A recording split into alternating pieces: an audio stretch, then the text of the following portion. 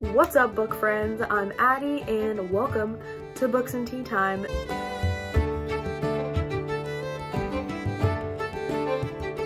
This week we are going to be doing my big 3 readathon, which is a zodiac themed readathon that I just heard about. It's also going to be Thanksgiving this week. We have so much baking to do, you have no idea.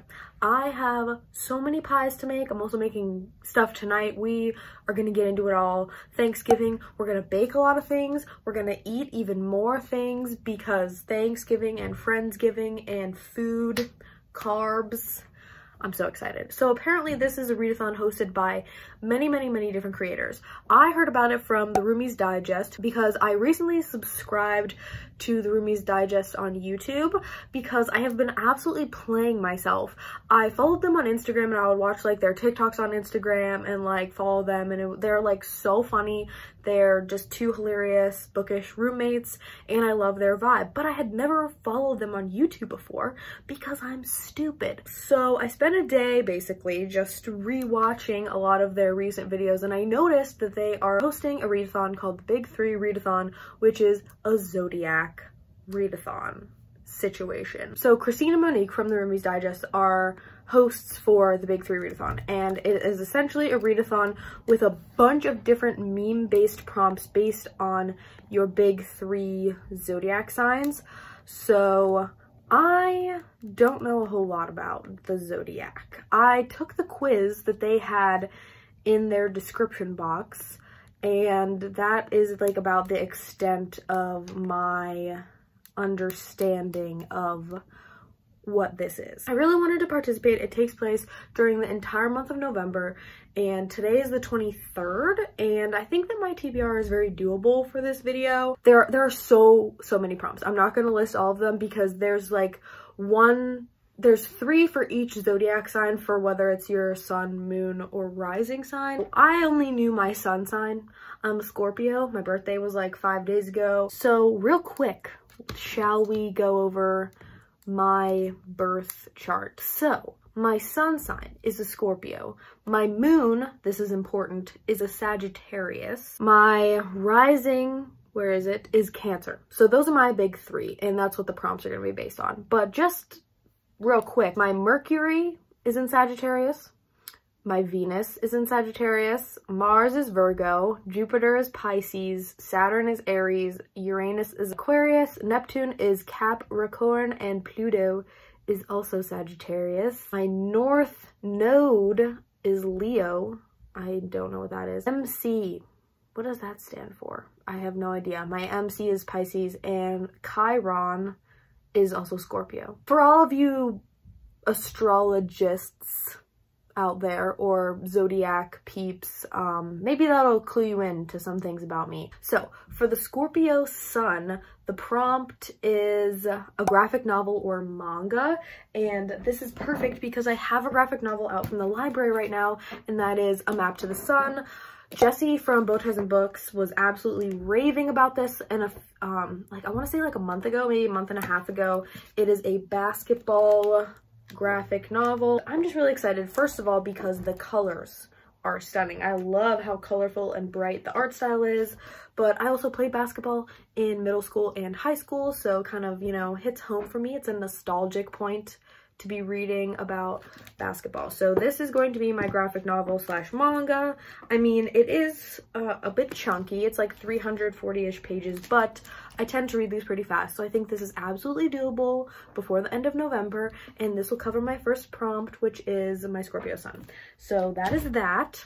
After that, for my Sagittarius moon, the prompt is to read a lighthearted rom-com, and I am so happy because I finally got my hands on the audiobook for The Love Hypothesis. I was back and forth on whether or not I wanted to read this, and then so many people gave it amazing reviews. All I knew about this going into it was that it was based on fan fiction about Kylo Ren and Rey from Star Wars, and you kind of can see that they look like that on the cover.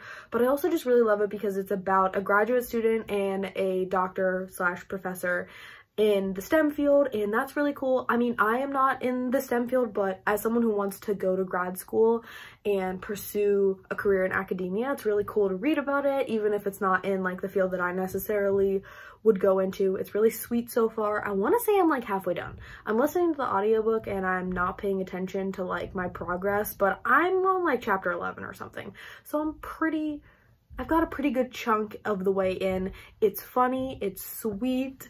I wish it was a little more steamy. I'm hoping that it gets a little steamier, to be honest with you, but we'll see what happens. And finally, this one was the one that made me laugh the hardest because the meme for this one says, "My friends, hey, are you still coming?" Cancer Rising, reading the Guinness Book of Excuses. That is absolutely me. I originally said that I was gonna read Artificial Condition for this because that's the second book in the Murderbot Diaries, but the prompt is that I have to read an entire book at home.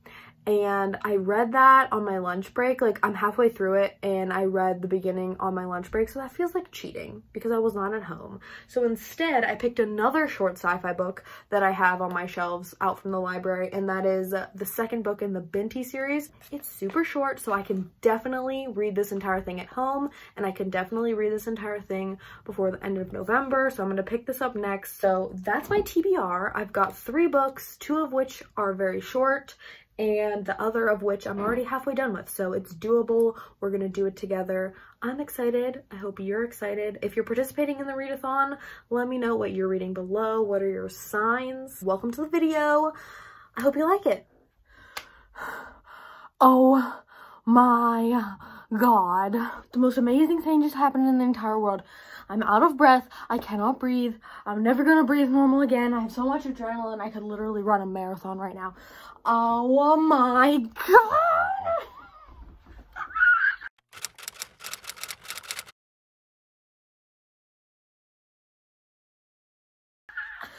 Okay, context is important, otherwise you're gonna think I'm crazy. So I mentioned in the last clip that my birthday was a few days ago. So Alexander had mentioned to me that he had an idea for my birthday, but he wasn't sure if it was gonna work out, right? Like, he didn't know if it was gonna get here on time, if he was gonna be able to get it. So I was like, okay, maybe it's like backward or whatever, like blah, blah, blah. Then he just calls me. He just FaceTimed me and informed me that my gift had arrived. And so he said, check your email. And I checked my email. Hold on a minute. I need to get the books down, okay? I got a birthday wish email message from the author of my favorite fantasy series of all freaking time, The Rhaenyra Revelations by Michael J. Sullivan. Okay, listen, look at this. I have a whole video on my channel dedicated to reviewing this trilogy. Theft of Swords, first book, stunning, love it. This is an epic, hilarious fantasy series. It's one of my favorite series. I gush about it all the time. It is my favorite series, okay? Rise of Empire, Heir of Nobron, okay? So, okay, back up even more. Story time. It's sit down, take a breath. Blah, blah. I can't even talk. Oh my god. Alexander, my partner, my boyfriend, he does not like to read, right? So I recommended audiobooks to him, and the very first audiobook that he ever listened to was Theft of Swords, and he loved it. And he's now on book 3, and we talk about it all the time. And I was like, oh my god, yes, there's more that you can read. You can read the prequels, and then we can read the other stuff. And he's like, wow, it's just so well written, and I love the characters, and we bonded over it. Like, right? It was one of the best things ever, because I'm like, I finally found a book that you want to read. And I was telling Alexander, I was like, yeah, you know, Michael J. Sullivan is like known for being really like talkative and active on like Goodreads and social media, and like responding to his fans. Like, he's a really, really good person on top of being a good author, because I was just like, listen, if he likes these books, I am gonna make sure that he's obsessed with them. You know what I mean? Like, I need to like really I need him to sink his teeth into a book series and an author and get hooked, because then maybe he'll start reading other stuff. Little did I know that that little genius mastermind messaged Michael J. Sullivan and asked him to write me a birthday email. And he did! It was the sweetest thing ever. I can't believe he responded. I'll have a picture of the little message that he wrote for me on the screen, and you guys can read it if you want. If not, you can just like tap forward about 5 minutes, because I'm probably gonna cry on camera for a little bit. But it's it literally made my day. I have so much energy. I've just been running around, just fist pumping that's where I'm at right now. Is anyone else having the best day of their life over here, or is it just me? That is all that I have to say. I am gonna go do 5 million push-ups, cry, and laugh till I throw up, probably. I don't even know. Peace. Hey everybody. I am obviously in the car, so it's time for another car chat with me. I have coffee.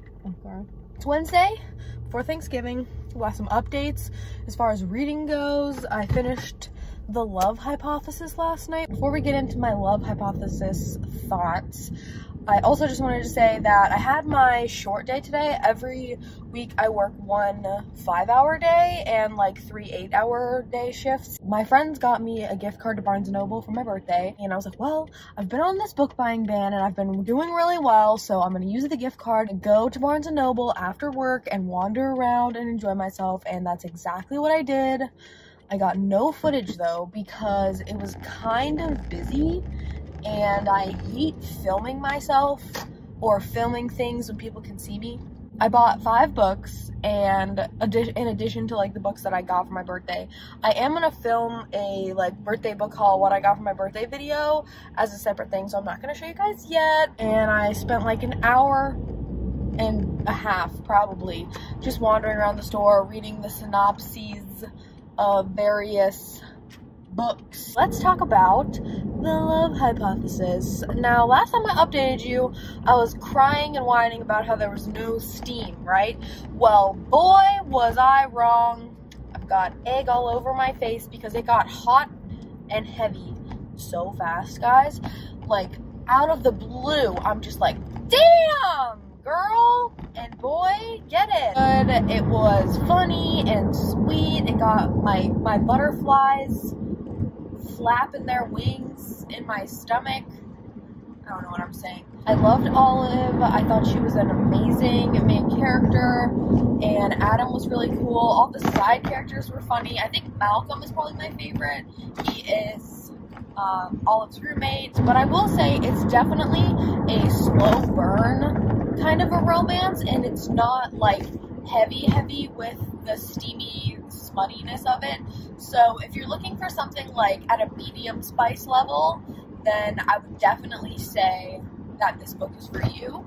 Also, if you like the vibe of like the academia setting and a female main character in the STEM field, and it does get intense at times. There's definitely some trigger warnings, so be aware of that. Maybe look that up if it's something that you want to know going into this book. Just a heads up. I am someone who is very particular about the romances that I like, and one of the only things that I wish that we got in this book that we don't is I love dual POV romances where we get both sides of the romance, right? I don't love the single POV romances because I just feel like it's not as good.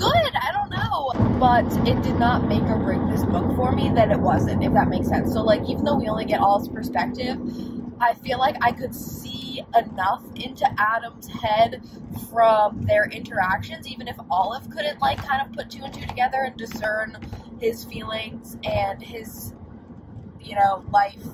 We kind of could. The only downside is, we don't get as much about his personal life, his backstory, little just details like that I kind of appreciate in romance stories. I think I'm gonna settle on a 4 out of 5 stars. Honestly, like 4.5, probably. Like, it's a really, really good romance. And just like that, we've got 1 out of 3 books checked off on our list for this readathon. Big 3. So I have completed my I completed my Sagittarius moon prompt, and I have to bake pies tonight. I have so many pies to make. I'm probably going to either start Binti tonight or start A Map to the Sun. We'll see what I'm feeling, what I'm in the mood for. So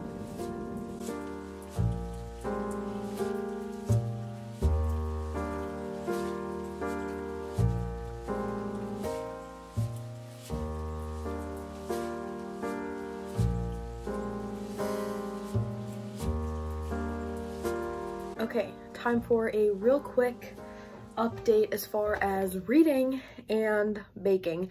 I am making the chocolate pies first because they're the easiest and I just wanted to get them out of the way. So right now I'm baking the shells by themselves, and then I'll make the pudding and put it in the shells once they cool and they'll be done. I just have to put them in the fridge overnight.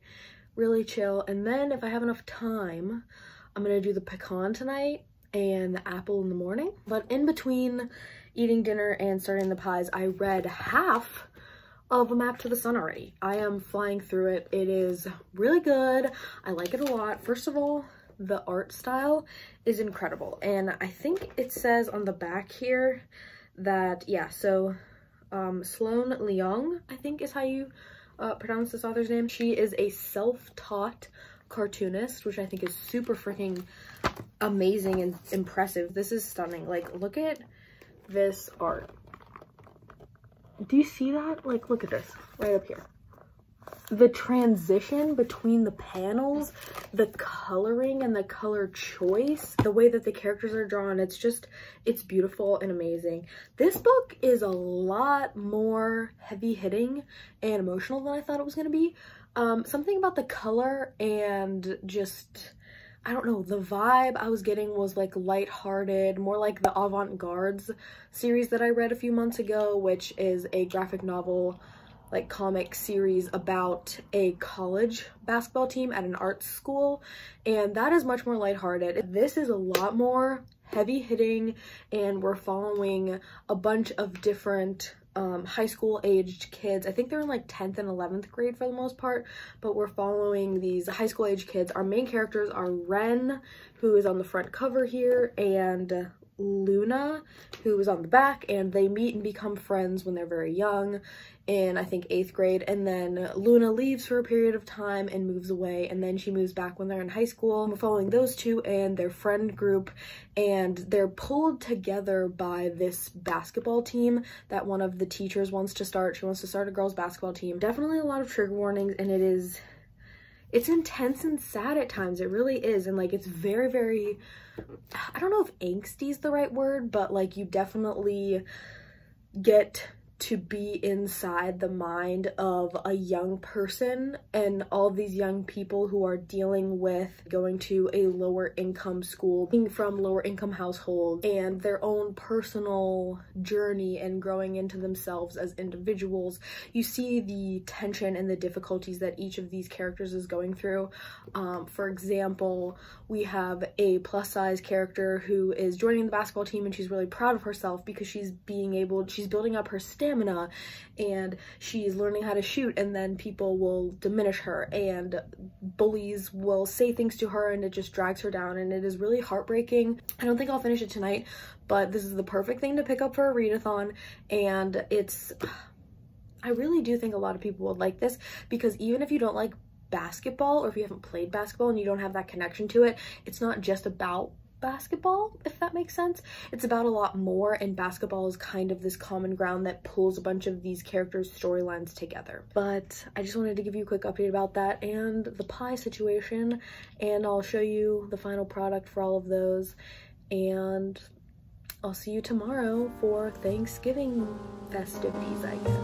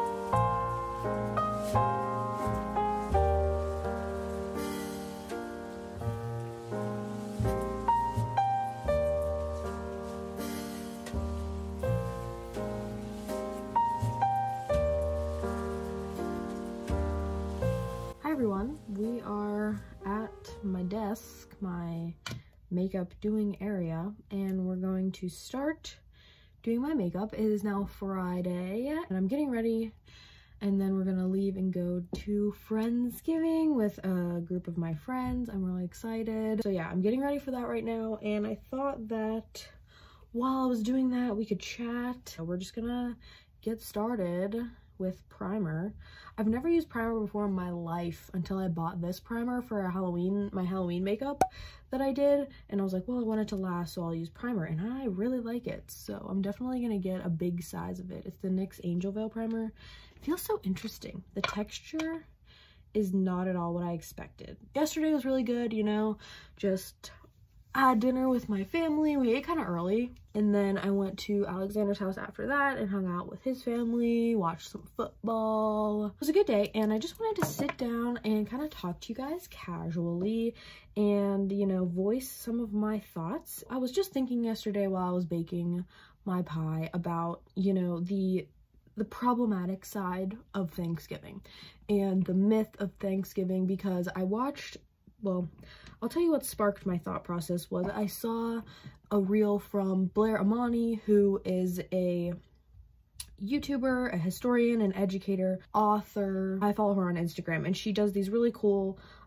things, these cool Instagram reels called Smarter in Seconds, where she collabs with other people, other educators, other public figures, other authors, etc., and they'll give you a little snippet on something, on a topic, in a short amount of time. She did a Smarter in Seconds on the Thanksgiving myth. She collaborated with Indigenous voices from the Wampanoag community and kind of got together with them, and they put together this reel on the Thanksgiving myth, and the myth that, you know, there was a mutual extension of respect and aid when it was very one-sided, and the Native people were extending that aid to the Pilgrims or to the Europeans who came over, when in reality they just responded with hate and violence and genocide.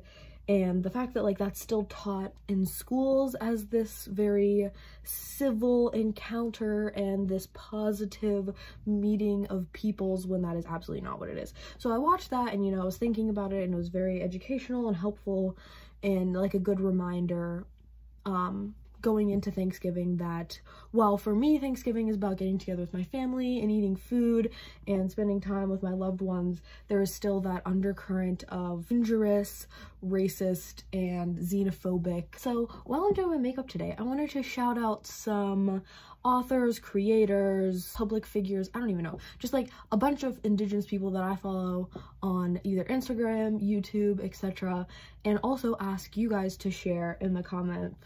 Either if you are an Indigenous YouTuber, specifically Booktubers, I want to follow more Indigenous people on BookTube so that I can get more recommendations and hear more own voices reviews of books that either have Indigenous characters or are written by BIPOC Indigenous authors. So if you have a channel, a Bookstagram, anything, and you want to shout yourself out, let me know. I'll absolutely love to follow you. Or if you are not a BIPOC or Indigenous person, but you follow someone who is, and you would like to shout them out because you really love their channel and you have recommendations, whether it's books or a channel or a Bookstagram, please leave it below. The best thing that I can do is use my platform to engage in these conversations, specifically engaging in these conversations with my family or my close friends or my subscribers who are not Indigenous, and saying like, hey, I was thinking about this, have you guys been thinking about this, can we think about this together and work on ways to be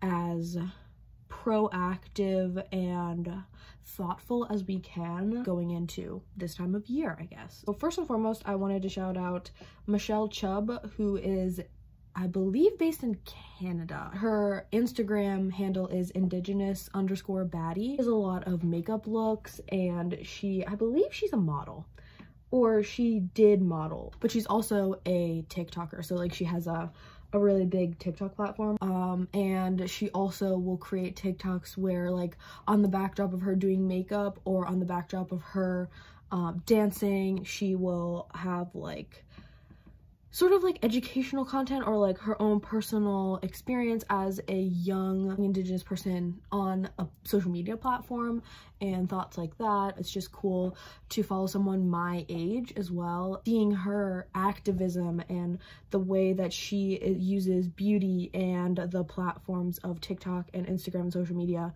for her activism. It's very inspirational. After that, I have Indigenous Women Rising.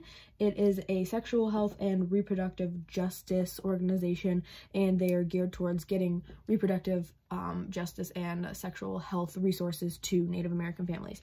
So I follow them, and again, they have a bunch of really helpful resources using the platform of Instagram to put actionable things out there that everybody can do. So like, hey, sign this petition. They're really awesome. And then in addition to that, I also follow the Indigenous Peoples Movement, which is a very similar thing, but they are a global group, which is awesome. And they just highlight issues for Native populations all over the globe and doing what we can as reparation to all of the Indigenous communities that have been targeted by imperialism, colonialism, and things of that nature. Now we can get into some bookish creators. Specifically, I follow Thunderbird Woman Reads on Bookstagram. Her name is Danny. She's a blogger, a bookstagrammer, and a YouTuber.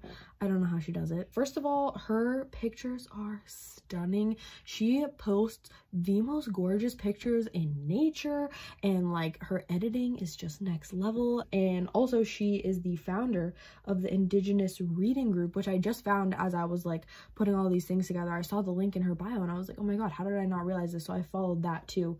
So that's kind of cool that I'm gonna definitely check out and see if it's like more of like a book club kind of a situation, or if it's more like live streams and reels and stuff like that. I believe she also has, I don't know if it's an Etsy shop, but I believe she also makes dream catchers. I think I'm gonna use my new Nightmare Before Christmas palette. I fell for this capitalist scheme so quickly. Nightmare Before Christmas is my favorite movie, so I bought this ColourPop collab. Then I have two authors that I want to shout out really quickly. Rebecca Roanhorse, a fantasy / sci-fi goddess. Last year I read her book Black Sun, and the cover for book 2, I think it's Fevered Dreams?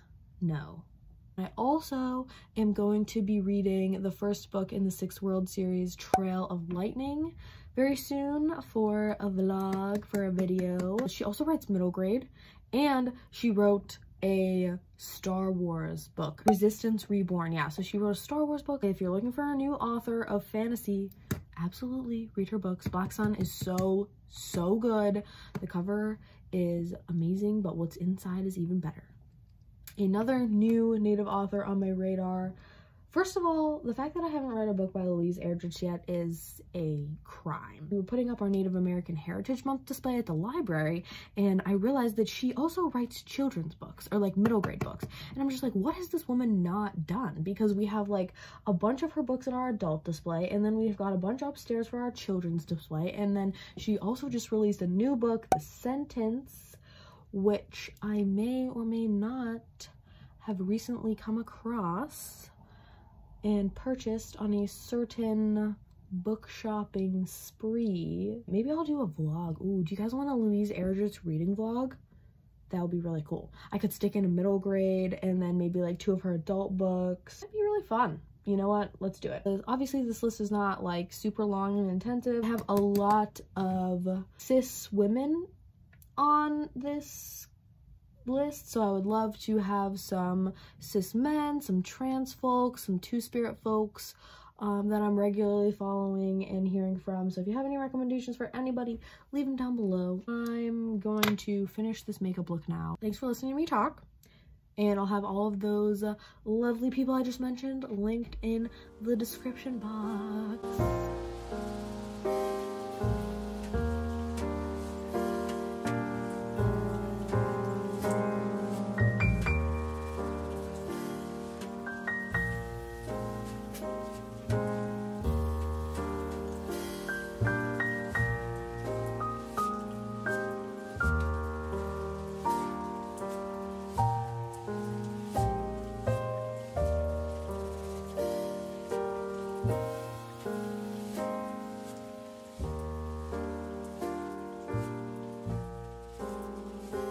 Hi everyone, it's November 30th, so it's time for me to get my crap together because I still have one entire book to read to complete this readathon, because today I finished A Map to the Sun on my lunch break, so we have 2 books completed, but now I have to read a book entirely at home and I have only tonight to finish this 3rd book.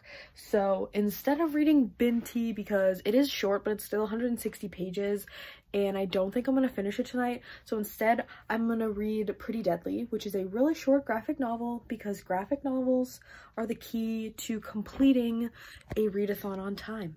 And I'm gonna semi-cheat and change my TBR and do that and read that entire book at home. Then I'll have completed all 3 prompts and I'll be done by tomorrow, which is December 1st, and then we can end this vlog. Map to the Sun was great, 4 out of 5 stars. I really loved it. And also I realized as I was reading the back that the author, Sloan Leong, is a mixed Indigenous author. So that's really cool, because in the previous clip we were shouting out Indigenous authors and creators. And so if you want to support a mixed Indigenous author, an Indigenous author this time of year, maybe buy yourself A Map to the Sun, buy it for a young person in your life, buy it from an Indigenous owned bookstore or a small bookstore. That's my check-in. Peace out.